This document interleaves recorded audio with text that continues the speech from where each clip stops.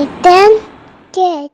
Hi everyone, இன்றைக்கி நம்ம கிச்சனில் பார்க்க போகிற ரெசிபி தக்காளி தோசை, அப்புறம் நம்ம எல்லாரும் ஈஸியாக பண்ணக்கூடிய தேங்காய் சட்னி.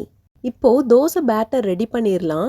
நான் 1 டம்ளர் போல் அரிசி, இட்லி அரிசி கொஞ்சம் நேரம் ஊற வச்சு எடுத்துக்கிட்டேன்.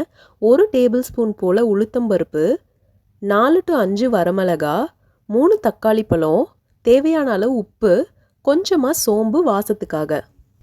இதை நான் ஒரு மிக்ஸி ஜாரில் மாற்றி நல்லா அரைச்சி எடுத்துக்கிறேன். இதை நீங்கள் பொங்க வைக்கணும், ரொம்ப நேரம் நைட்டு விட்டு காலையில் புளிக்க வைக்கணும் அப்படின்லாம் எந்த அவசியமும் கிடையாது. உடனே ரெடி பண்ணி குயிக்காக ஊற்றிக்கலாம். ஆஸ் யூஷுவல் நம்ம தோசை ஊற்றுற மாதிரி தான். 2 பக்கமும் நல்லா வெந்த பிறகு எடுத்துக்கலாம். நெக்ஸ்ட்டு நம்ம தேங்காய் சட்னி பண்ணுறதுக்கு 1 கப் அளவு துருவின தேங்காய், கொஞ்சமாக பொட்டுக்கடலை, 2 பச்சை மிளகா, ஒரு சின்ன துண்டு இஞ்சி, தேவையான அளவு உப்பு.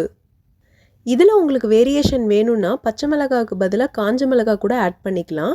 அதே மாதிரி இஞ்சிக்கு பதிலாக பூண்டு ஆட் பண்ணிக்கோங்க வரமிளகா சட்னி பண்ணுறப்போ. இதை நம்ம ஒரு மிக்ஸி ஜாரில் போட்டு சட்னி அரைச்சி எடுத்துக்கலாம். ரொம்ப ஈஸியாக, ரொம்ப குயிக்காக நம்மளோட தக்காளி தோசையும் தேங்காய் சட்னியும் ரெடி ஆயாச்சு. நீங்களும் ட்ரை பண்ணி பார்த்துட்டு கமெண்ட்டில் எப்படி இருந்ததுன்னு மறக்காமல் சொல்லுங்கள். நம்மளோட சேனலை சப்ஸ்கிரைப் பண்ணிக்கோங்க. கூடவே இருக்க பெல் ஐக்கானை ப்ரெஸ் பண்ணிக்கோங்க. See you soon with the next recipe.